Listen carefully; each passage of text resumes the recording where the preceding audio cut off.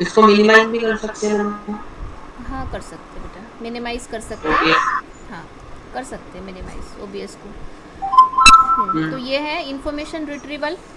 अब ये information retrieval क्या है, ठीक है। तो हम आज जो चीज़ें यहाँ पर डिस्कस करने वाले हैं वो है कि व्हाट इज़ इंफॉर्मेशन रिट्रीवल, ठीक है, एग्जैक्टली वो क्या है। उसके बाद में उसकी ज़रूरत क्या है, ठीक है। उसके बाद हम एक डिफ्रेंशिएट करेंगे कि ये इंफॉर्मेशन रिट्रीवल और जो हम डेटाबेस ऑपरेशंस करते हैं डीबी ऑपरेशंस, उसमें क्या अंतर है, और कौन से डेटा पर इंफॉर्मेशन रिट्रीवल होता है, कौन से डेटा पर, किस प्रकार के डेटा पर आपका डेटाबेस ऑपरेशन होता है, ठीक है। तो ये बहुत ही बेसिक चीज़ें हैं और उसके साथ ही हम लोग उसकी व्याख्या भी करेंगे, इंफॉर्मेशन रिट्रीवल की व्याख्या भी करेंगे। तो ये आपको समझना यहाँ ज़रूरी इसलिए है कि इंफॉर्मेशन रिट्रीवल तो महत्वपूर्ण है ही, पर साथ ही में आप लोगों को इस इंफॉर्मेशन रिट्रीवल से रिलेटेड एक पेपर, कम से कम, मैं ये बोल रही हूँ कि कम से कम एक पेपर आपको कॉन्फ्रेंस में प्रेजेंट करना है तीनों को, ठीक है। साथ में तो प्रैक्टिकल, क्योंकि हाँ जो अभी मैम देखो, हाँ बेटा बताओ। कौन से कॉन्फ्रेंस में? देखो एक बार पेपर तैयार हो जाएगा आप लोगों का, तो फिर मैं आपको हम्म। कॉन्फ्रेंसेस बता दूंगी, ठीक है। कॉन्फ्रेंसेस कौन सी है, क्या है, कहाँ पर डाल सकते हैं। तो यूजुअली जो IEEE की या फिर स्प्रिंजर की कॉन्फ्रेंस होती है उसमें हमें पेपर डालना है, वो भी रिलेटेड टू इंफॉर्मेशन रिट्रीवल। उसके जी। बाद यही आप लोगों का जो भी आप पेपर डालेंगे उसे मैं टर्म पेपर समझ लूँगी, अलग से आपको टर्म पेपर लिखने की ज़रूरत नहीं है। पर ऐसा है ना कि आपको अगर पेपर डालना है तो आपको शुरुआत आज से ही करनी पड़ेगी कि हम क्या करेंगे। उस पर आपके पूरे जो मार्क्स रहेंगे 15, वो आप पर निर्भर रहेंगे उस पेपर पर, ठीक है। अब उसके बाद हम लोग फिर से आते हैं स्लाइड पर। हाँ, तो ये दूसरी स्लाइड में मैंने कुछ चीज़ यहाँ लिखी हुई है। बोल रहा है कि formulate the query, wait for some time, यहाँ वेट फॉर सम टाइम और लुक एट द रिज़ल्ट। अब ये जो तीनों सेंटेंसेस है ये हमें बता रहे हैं डेटाबेस ऑपरेशंस, डीबी ऑपरेशंस के बारे में। उसमें हम लोग क्या करते हैं निधि, आप बता पाएंगे, आपने डेटाबेस मैनेजमेंट सिस्टम पढ़ा है, ठीक है। तो आप बता पाएंगे कि यूजुअली अगर हम लोग डेटाबेस से हमें कुछ इन्फॉर्मेशन या फिर कुछ डेटा रिट्रीव करना है तो हम क्या करते हैं। मैम सिस्टम में क्वेरी दी जाती है। हाँ सिस्टम में क्वेरी दी जाती है और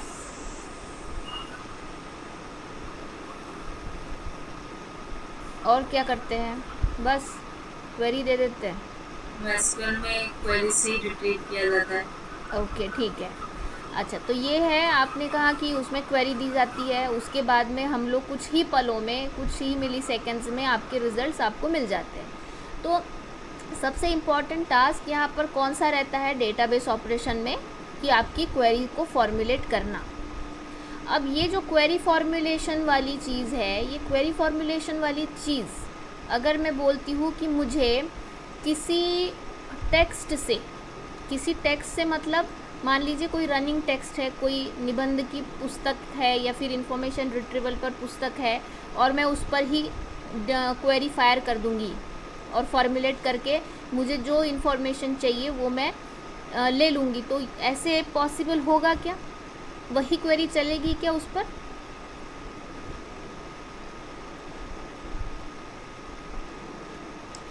हाँ अभिषेक।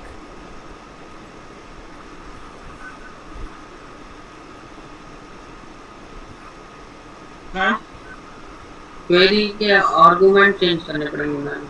ओके क्वेरी के आर्ग्यूमेंट चेंज करने पड़ेंगे, ठीक है। आप जो बोल रहे हैं कि क्वेरी के, अगर मैं इस तरीके का रनिंग टेक्स्ट है और रनिंग टेक्स्ट में क्वेरी कर रही हूँ कुछ आर्ग्यूमेंट स्ट्रक्चर चेंज करके, तो बताइए, तो आर्गुमेंट स्ट्रक्चर कैसे चेंज करेंगे आप? अभी आप ही बताइए कि आर्गुमेंट स्ट्रक्चर चेंज करना है तो कैसे करेंगे? जैसे कि अपना ये जो एसक्यूएल होता है उसमें एक लाइक क्लॉज होता है, तो लाइक, हम हाँ। लोग हाँ लाइक क्लॉज के साथ कुछ आर्गुमेंट प्रोवाइड करेंगे। जैसे कि अगर मुझे वर्ड चाहिए कि मैं, हम्म। तो रनिंग टेक्स्ट में मैं कितनी बार आता है तो मैं दूंगा कि लाइक मैं क्लॉज में मैं दूंगा। मैं दूंगा। हाँ, तो जितनी बार अच्छा, मैं आएगा चलो, वो उतनी बार मैं को काउंट करेगा। ठीक है, ठीक है। तो अब ये जो आपने कहा कि लाइक क्लॉज यूज़ करके मैं ये जो शब्द आया है, जो कितनी बार आया है और कहाँ-कहाँ पर आया है, ये मैं ढूँढ सकती हूँ उसमें। अब देखिए, जब हम स्ट्रक्चर की बात करते हैं तो जैसे कि डेटाबेस ऑपरेशंस हमें यूजुअली हमने पढ़ा है कि एम्प्लॉई रिकॉर्ड जो होते हैं, ईएमपी रिकॉर्ड्स या एम्प्लॉय रिकॉर्ड पर ये हमने पढ़ा हुआ होगा। सिल्बर शैड्स और सुदर्शन की बुक बहुत यूनिवर्सिटीज़ में फेमस है, जो कि डेटाबेस मैनेजमेंट सिस्टम की के लिए रेफ़र की जाती है। तो उसमें ईएमपी करके टेबल होता है, ईएमपी एम्प्लॉई के बारे में, employee ID, date of joining, name, उसका रोल क्या है, वगैरह वगैरह, ये सारी चीज़ें। उसके साथ ही और भी कुछ डेटाबेसेस है, जैसे देखिए इंश्योरेंस कंपनी का डेटाबेस हो गया कि इंश्योरेंस कितने लोगों ने निकाला है, फिर कौन से टाइप का इंश्योरेंस है, कितना तक क्लेम हो सकता है, फिर क्या होल्डिंग्स, मतलब कार के लिए अलग इंश्योरेंस के कंडीशंस होते हैं, हाउस के लिए अलग इंश्योरेंस के कंडीशंस होते हैं, हेल्थ के लिए अलग होते हैं। तो ये भी बहुत स्ट्रक्चर्ड इन्फॉर्मेशन है। उसके साथ में ही और भी जैसे मान लीजिए कि कोई इन्वेंट्री है, इन्वेंट्री मतलब बड़ी शॉप है, उसकी इन्वेंट्री है, उसके भी कुछ रिकॉर्ड्स होते हैं। तो अगर मैं ये जैसे कि फॉर्मुलेशन ऑफ द क्वेरी, मेरे बोलने का मतलब ये है कि फॉर्मुलेशन ऑफ क्वेरी अगर मैं करती हूँ तो मुझे केवल और केवल इस तरीके का डेटा रहेगा, तो मुझे बहुत अच्छे से क्वेरी को फॉर्मुलेट भी करते आएगा और साथ ही मुझे जो एक्सपेक्टेड रिजल्ट है वो भी मिलेंगे। है या नहीं है? बताइए, ये सही है या नहीं है? हाँ अभिषेक, सही है। अब ये जो सही आप बोल रहे हैं, तो यूजुअली हम उस तरीके का जो डेटा है आपका, उस डेटा को हम क्या कहते हैं? स्ट्रक्चर्ड डेटा बोलते हैं, ठीक है? Structured data. तो यूजुअली डेटा के कई प्रकार होते हैं, मतलब जो रिकॉर्ड्स होते हैं वो कई प्रकार के होते हैं, जैसे कि स्ट्रक्चर्ड है, अनस्ट्रक्चर्ड है और सेमी स्ट्रक्चर्ड है, या फिर उसका मिक्सचर भी हो सकता है। तो ये जो स्ट्रक्चर्ड रिकॉर्ड है, ये स्ट्रक्चर्ड रिकॉर्ड जैसे कि मैंने कहा कि एम्प्लॉई रिकॉर्ड है, ईएमपी रिकॉर्ड है, या फिर मान लीजिए कि कार का इन्वेंट्री है, तो कार का इन्वेंट्री में कार का नंबर, कार का मॉडल, कार का जो भी परचेस है, या फिर जो भी मेकअप डेट है उसका चेसिस नंबर, इंजन नंबर, पता नहीं क्या क्या कौन कौन से रिकॉर्ड्स आएंगे, ठीक है? तो ये यूजुअली जो रिकॉर्ड्स है, ये इसे हम लोग स्ट्रक्चर्ड बोलेंगे। उसकी इन्फॉर्मेशन स्ट्रक्चर्ड वे में रहती है, यूजुअली हम उसे रिलेशनल डेटाबेस के फॉर्म में लिखते हैं, ठीक है?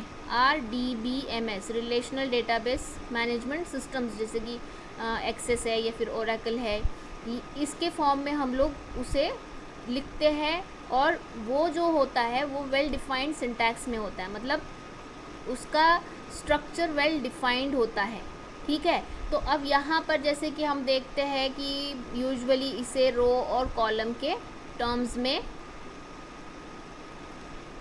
हम लोग इंडिकेट करते हैं। पर यहाँ एक बात ऐसी है कि सिंटैक्स तो उनका बहुत परफेक्ट होता है, पर बेसिकली ये जो है, इनके जो मीनिंग्स होते हैं, ये मीनिंग्स वाइड नहीं होते, मतलब बहुत ही स्पेसिफिक और डेफिनाइट होते हैं। इसकी जो मीनिंग्स है बहुत ही स्पेसिफिक और डेफिनाइट होते हैं। इसका मतलब क्या, इसका मतलब क्या हो सकता है? कोई गेस करेगा आप में से?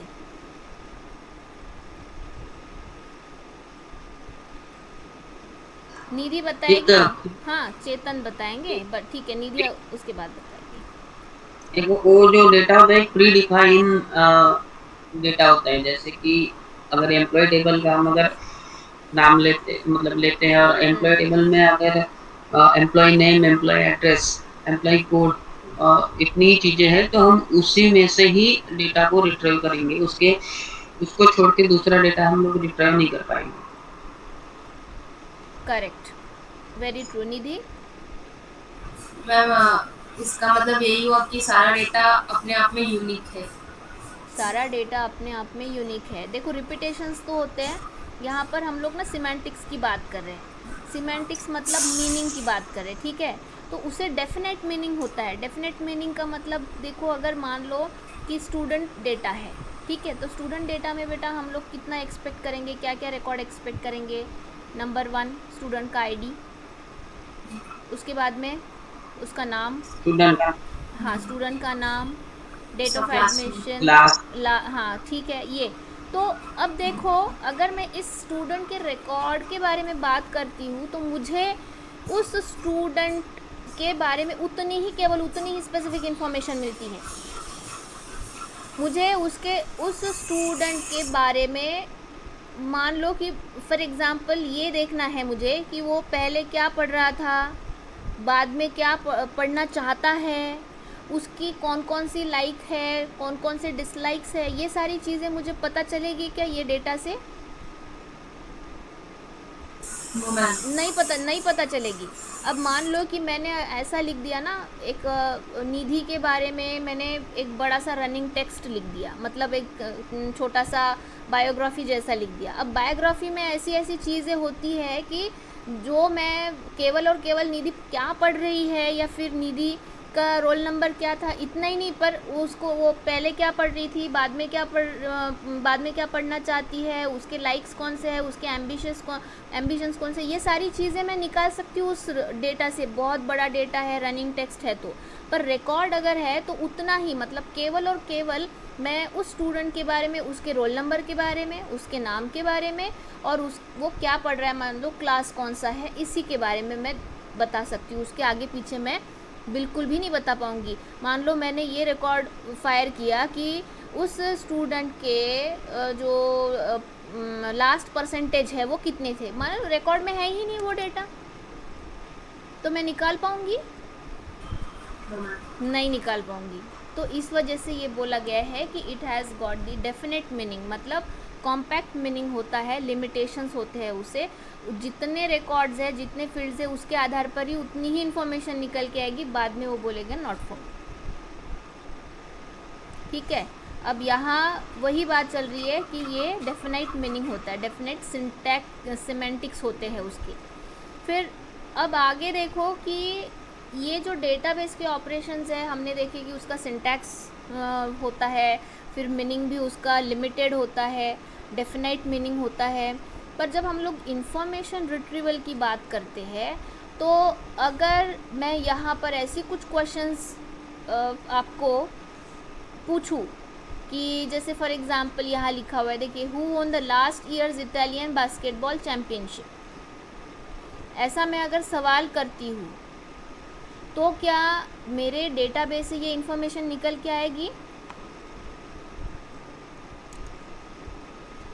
मेरे डेटाबेस से क्या इन्फॉर्मेशन ये निकल के आएगी? नहीं नहीं निकल के आएगी। अभिषेक क्या बोल रहे हैं इसके बारे में? अगर डाटाबेस में ये फीड किया हुआ है तो वो निकल के आएगी मैम। देखो मतलब अब वो यूजर्स के ऊपर है कि अगर उसने डाटा लिए फीड किया हुआ है तो निकल के आएगी। अब ऐसा है कि आपको मैंने ये पूछा कि अगर मैं ये सवाल पूछती हूँ तो निकल के आएगी क्या? देखो आपने क्या कहा नहीं, कि नहीं। डेटाबेस में अगर फीड है तो निकल के आ जाएगी, Yes, पर ma'am. मैंने कहा सवाल पूछूंगी तो निकल के आएगी क्या? नहीं मैडम, नहीं आएगी। नहीं आएगी। उससे अगर आप जैसे बोल रहे कि हाँ फीड किया है तो निकल के आएगी, तो फीड अगर किया है तो मुझे तो फिर क्वेरी देनी पड़ेगी, एसक्यूएल क्वेरी। ऐसे क्वेश्चन ma'am. देने से चलेगा क्या? नहीं मैम। नहीं चलेगा।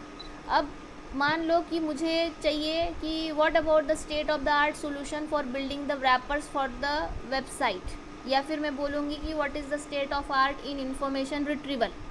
अगर मैं बोलती हूँ ऐसा, तो क्या वो निकल के आएगी इन्फॉर्मेशन? नहीं, क्वेश्चन फॉर्म में नहीं। निकल के नहीं आएगी। अब मान लो कि मुझे कोई सजेशंस लेने हैं, any nice recipe for this evening meal, बोलो। अब क्या कहना है आपका? क्या ऐसी कुछ इन्फॉर्मेशन निकल के आएगी? अगर मैं स्ट्रक्चर डेटाबेस या फिर रिलेशनल डेटाबेस का उपयोग करती हूँ तो नो नहीं निकल के आएगी। तो ये जितनी भी है ये बेसिकली ऐसी क्वेरीज है जो कि हमारे स्ट्रक्चर्ड डेटाबेस से नहीं निकल के आएगी, उसे वो डेटाबेस फुलफिल नहीं कर पाएगा। ठीक है, तो यहाँ पर हम लोग यहाँ आते हैं कि इंफॉर्मेशन रिट्रीवल एग्जैक्टली है क्या। Information retrieval is the discipline that deals with retrieve of unstructured data,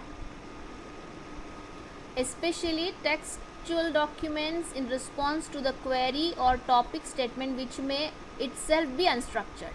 यहाँ देखो ध्यान दो कि यहाँ पर आपकी जो क्वेरी है ये कोई एसक्यूएल क्वेरी है क्या निधि?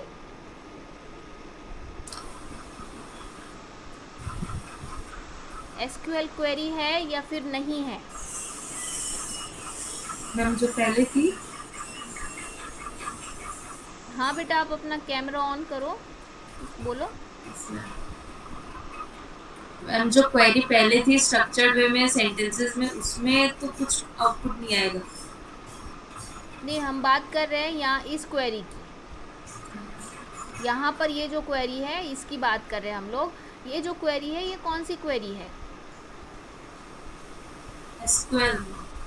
ये एसक्यूएल क्वेरी है। आपका ध्यान नहीं बेटा? मैम है। तो देखो यहाँ इसके पहले में जो हमने बताया था कि इंफॉर्मेशन रिट्रीवल में ये इस तरीके के अगर हम क्वेश्चंस पूछते हैं तो हम क्या करते हैं, हम यहाँ पर अगर रिलेशनल डेटाबेस है तो इससे हम लोग ये इंफॉर्मेशन रिट्रीव नहीं कर पाएंगे। ठीक है, अब इंफॉर्मेशन रिट्रीवल की एक्चुअल डेफिनेशन हम देखने वाले हैं कि यहाँ इंफॉर्मेशन रिट्रीवल क्या करता है, अनस्ट्रक्चर्ड डेटा से डेटा रिट्रीव करता है। पर जो आप रिट्रीव करना चाहते हैं वो कोई आपकी स्ट्रक्चर्ड एसक्यूएल क्वेरी नहीं है।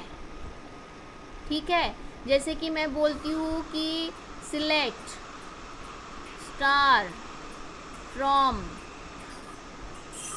टेबल नेम मतलब जो मान लो ईएमपी नाम का टेबल है, select star from EMP.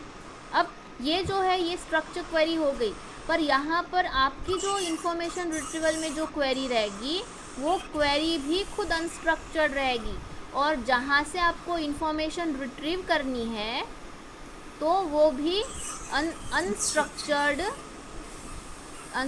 Document रह सकता है, अनस्ट्रक्चर्ड कोई भी टेक्स्ट रह सकता है। तो यूजुअली यहाँ हमने ये देखा है, ये जो कंक्लूड मैं कर रही हूँ कि एसक्यूएल क्वेरी से इंफॉर्मेशन रिट्रीव की तो वो भी स्ट्रक्चर्ड ही होती है और क्वेरी भी स्ट्रक्चर्ड ही होती है। मतलब जो डेटाबेस है वो भी स्ट्रक्चर्ड है और आपकी क्वेरी भी स्ट्रक्चर्ड है।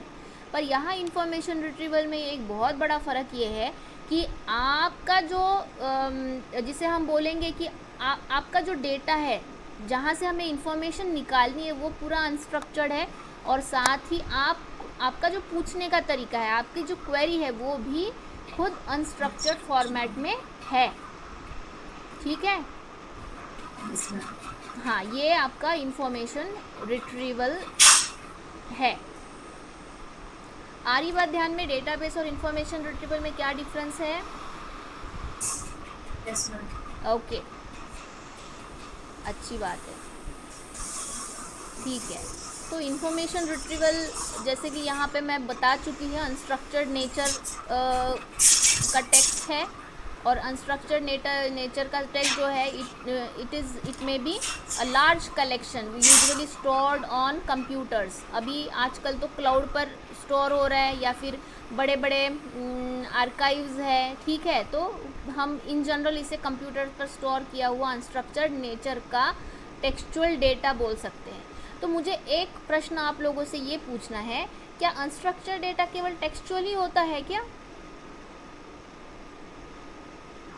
नहीं, कुछ भी हो सकता है। कुछ भी हो वीडियो सकता सकते है। हैं, यस यस वीडियो यस, सकते हैं। हाँ, ये फिर आपका ना वीडियो भी हो सकता है। ठीक है, वीडियो भी हो सकता है, उसके बाद में क्या हो सकता है, ऑडियो भी हो सकता है, जी, इमेज भी हो सकती है। ठीक है, तो ये भी आपका अनस्ट्रक्चर्ड डेटा हो सकता है।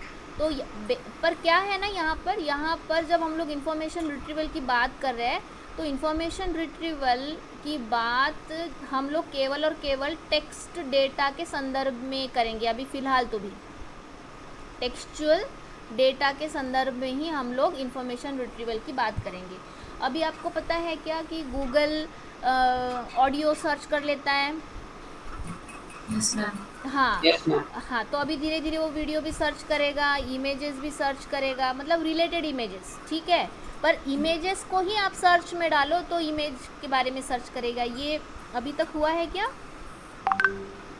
नहीं हुआ है। हाँ, एक होता है कि जैसे मान लो मैंने अगर लिया महात्मा गांधी, मैंने डाला तो महात्मा गांधी में वो जो गूगल सर्च है ना, उसमें ऑप्शंस भी आते हैं इमेज करके, तो इमेज में क्लिक करोगे तो महात्मा गांधी के इमेजेस आ जाएंगे। पर खुद आप सर्च में एज अ क्वेरी फ़ोटो डाल सकते हैं, ऐसा अभी हुआ नहीं है, ठीक है। उस पर भी हो जाएगा, काम चल ही रहा है, ये सारी एक्सपेरिमेंट्स अभी भी चल ही रही, क्योंकि सर्च इंजन जो है ना बहुत पावरफुल बनने वाला है आगे की आने वाले जनरेशन्स के लिए।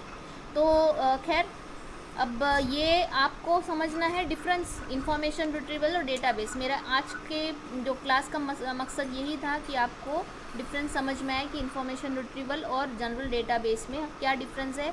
वहाँ पे भी रिट्रीव हो रही है, डेटा रिट्रीव हो रहा है, इंफॉर्मेशन रिट्रीव हो रही है, पर यहाँ पर किस तरीके से रिट्रीव हो रही है। तो ये आपका IR का बेसिक डेफिनेशन है। अब मुझे एक बात बताइए कि ये इस पर काम करने की क्यों ज़रूरत है, इंफॉर्मेशन रिट्रीवल हमें क्यों चाहिए?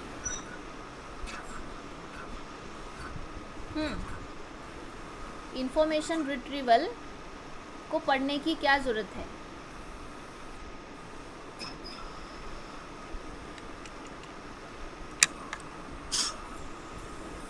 हाँ निधि, कुछ बोलो आप निधि। मैम, इंफॉर्मेशन रिट्रीवल इसलिए चाहिए कि डेटा जनरली रैंडमली अवेलेबल रहता है मैम, वो हमेशा स्ट्रक्चर्ड हो ये ज़रूरी नहीं। स्ट्रक्चर रहता ही नहीं है। हाँ हाँ, ठीक है। तो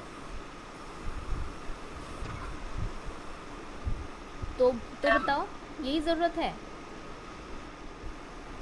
मैम, अनस्ट्रक्चर्ड डेटा को इंफॉर्मेशन रिट्रीव करने के लिए कोई क्वेरी नहीं लगती है।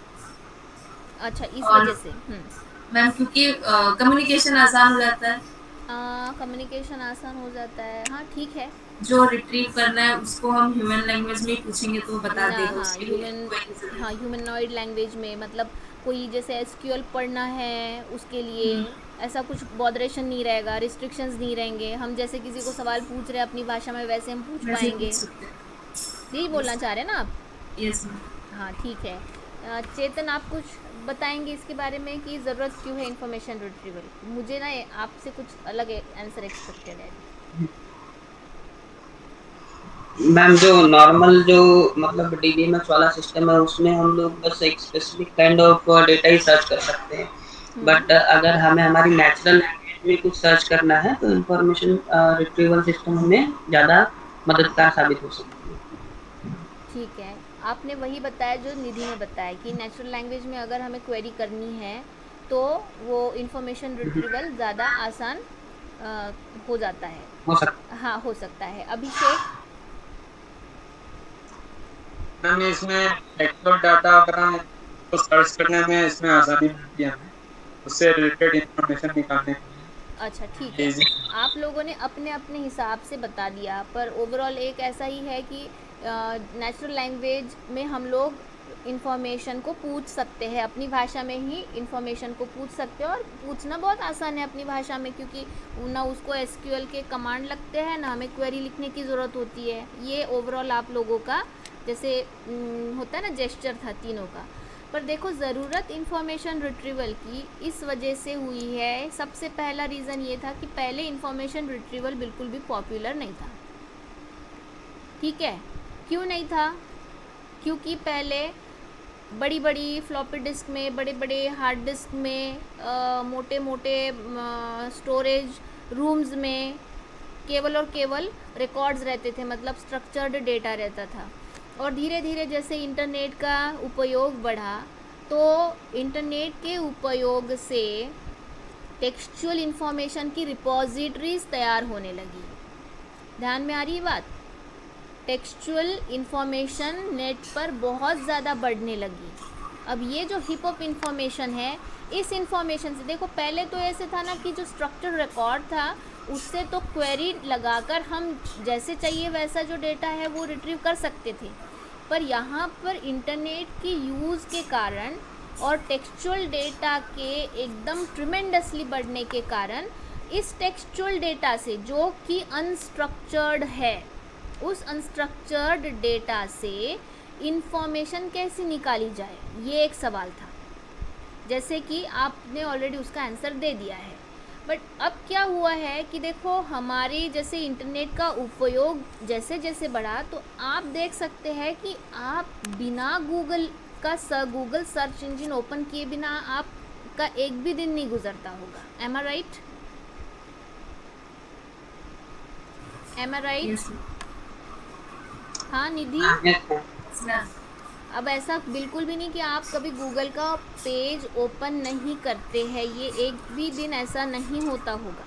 अब ऐसा देखिए कि ये जो सर्च इंजन है और सर्च इंजन के बैकग्राउंड में अब हम लोग जो इन्फॉर्मेशन रिट्रीव करते हैं, फॉर एग्ज़ाम्पल मैंने ये कहा कि मुझे रिट्रीव करना है इन्फॉर्मेशन रिट्रीवल के बारे में, कुछ नोट्स या फिर कुछ जो भी है करना है, या फिर मुझे कुछ ऐसी कंपनीज़ के बारे में पूछना है गूगल से कि जो इन्फॉर्मेशन रिट्रीवल में काम कर रही है या फिर मशीन लर्निंग में काम कर रही है।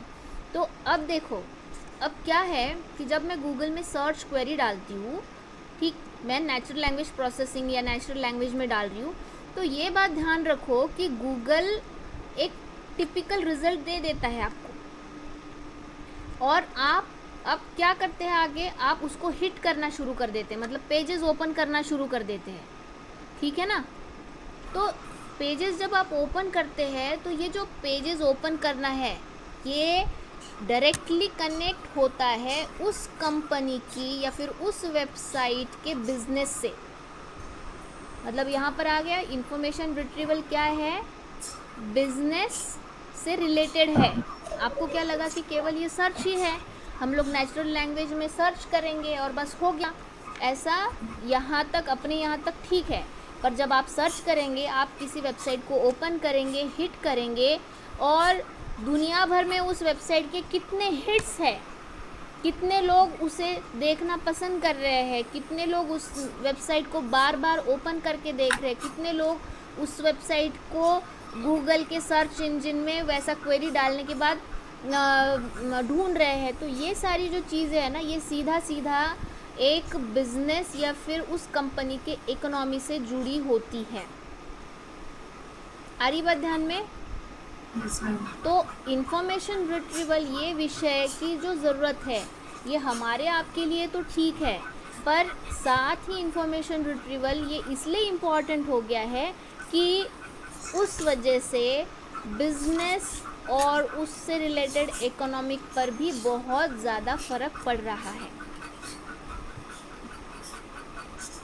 ठीक है, ये एक मेन रीज़न है यहाँ पर इंफॉर्मेशन रिट्रीवल की पढ़ाई करने का और इंफॉर्मेशन रिट्रीवल में रिसर्च जो अभी किया जा रहा है वो करने के लिए। अब देखो, अगर मैं बताती हूँ कि जैसे गूगल ने जिस तरीके से अपना सर्च इंजन डिज़ाइन किया है, उसी तरीके से क्या वेबसाइट भी अपना वेबसाइट डिज़ाइन कर सकती है कि बराबर से उस कीवर्ड और प्रॉपर सर्चेज या फिर जो भी कुछ टैग्स का उपयोग करके वो वेबसाइट एकदम गूगल के कुछ पहले 10 लिस्टिंग में आ जाए? हो सकता है या नहीं हो सकता है? यस मैम, हो सकता है। तो देखो, ये परस्पर संबंध रखने वाली सारी चीज़ें हैं। तो यहाँ पर ये जो नीड है उसकी, इस नीड को देखते हुए यही हमें पता चल रहा है कि after all it is a matter of business. ठीक है ना, हमारी सुविधा तो उसमें है ही, पर हम भी तो बिजनेस ही करा रहे हैं ना लोगों का। अगर हम लोग सर्च करें तो ये सारा फ्री में तो चल नहीं रहा है, कहीं तो भी वहाँ पर मॉनेटरी बेनिफिट्स आ रहा है। तो यहाँ ये जो लिखा हुआ है देखिए, हम लोग पढ़ लेते हैं यहाँ पे, IR research is focused on retrieval of natural language text, a reasonable emphasis given the importance and immense volume of the textual data on the internet and private archives. The need for effective method of automated IR has grown in importance because of the tremendous explosion in amount of unstructured data, both internal corporate document collections and the immense and growing number of document sources on the internet. ठीक है, जो चीज़ मैंने आपको बताई वही चीज़ मैंने पढ़ी है. ठीक, इसमें कोई ना समझने वाली बात है?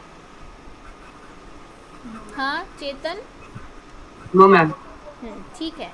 अब ये जो नेक्स्ट स्लाइड है ये कौन, अभिषेक आप पढ़िए तो इसमें क्या लिखा हुआ है? आवाज़ नहीं आ रही बेटा आपकी.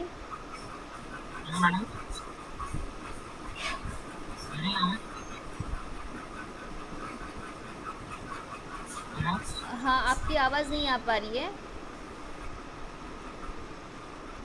ठीक है, आ जा रही है अभी? कम आ रही है. हाँ पढ़िए. नहीं,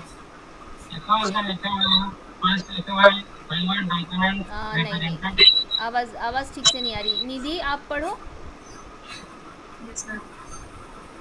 पहला है how are documents represented, how are queries expressed. बस okay.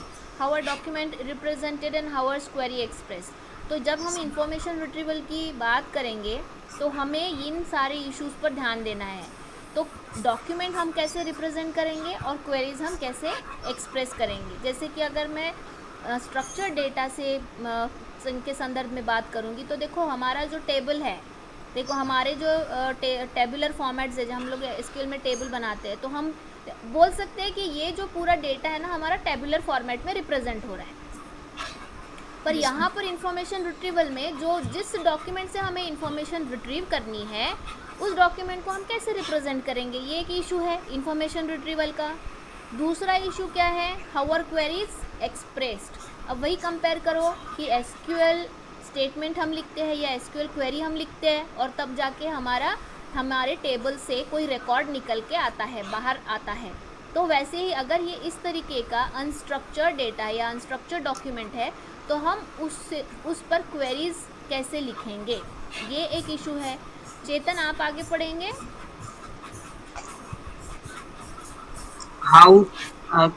How is the system evaluate the relevance of the document? This is so-called retrieval model of an IR system. Okay, IR And system. how to implement retrieval model efficiently. ठीक है. तो पहला वाला जो आपने पढ़ा था वो था इवैल्यूएशन का, evaluate the relevance of the document. अब मुझे एक बात बताइए कि जब आप सर्च करते हैं, गूगल में सर्च करते हैं, तो क्या सारे के सारे रिलेवेंट होते हैं डॉक्यूमेंट्स? No ma'am. डेफिनेटली नहीं है. तो हम उस डॉक्यूमेंट का रिलेवेंस कैसे चेक करेंगे कि आपके गूगल ने जो सर्च दिया है वो सही में रेलेवेंट है या नहीं है. आर्यवर्धन में ये इशू कैसा है? Yes, ma'am. आपने आज लिख दिया है कि मोस्ट वांटेड या फिर मोस्ट फेमस रेसिपी. तो मोस्ट फेमस रेसिपी में अगर जो भी पहले 2-4 आपके रिट्रीवल रिजल्ट आते हैं तो सही में क्या वो रेलिवेंट है?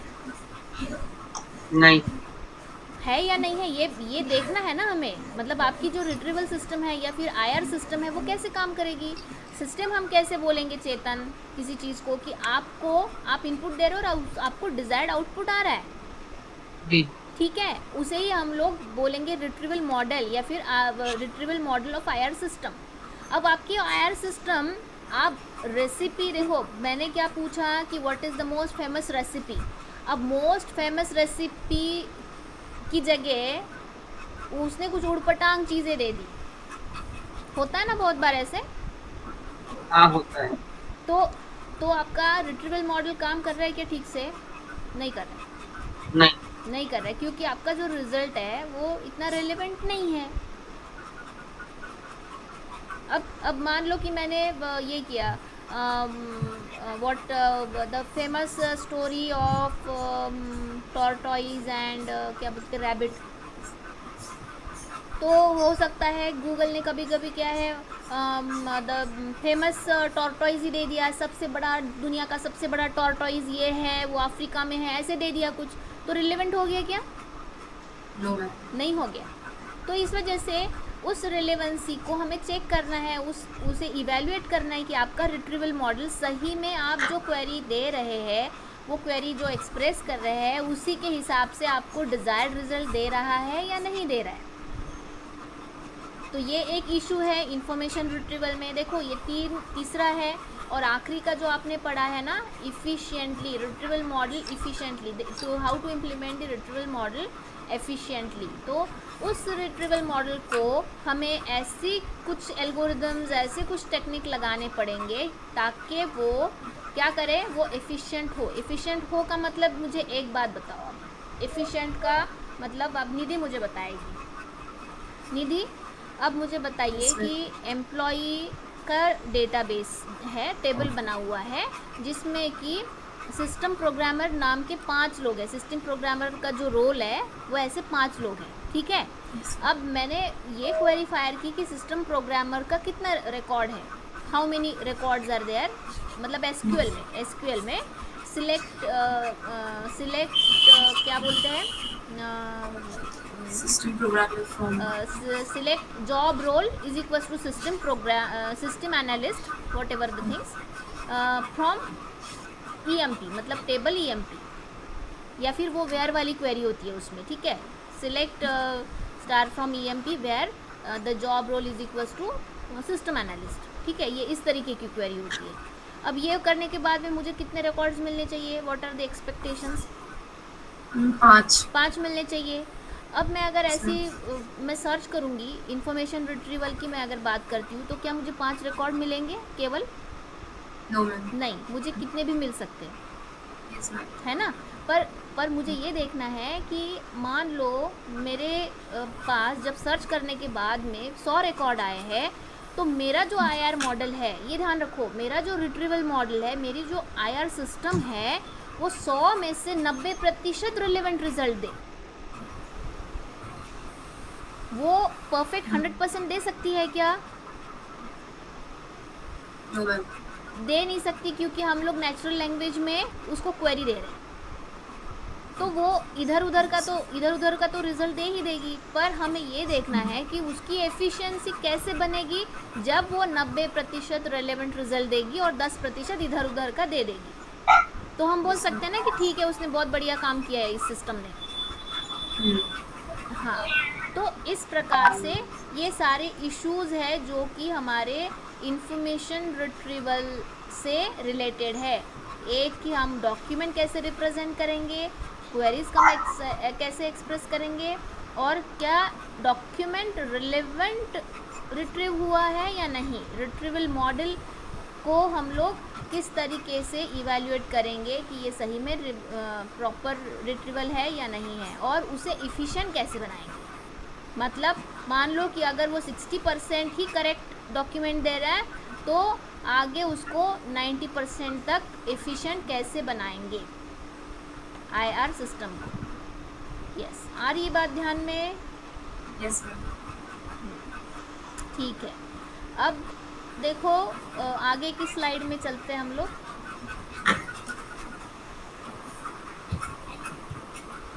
हाँ, ये मैंने शायद बता दिया है पहले ही।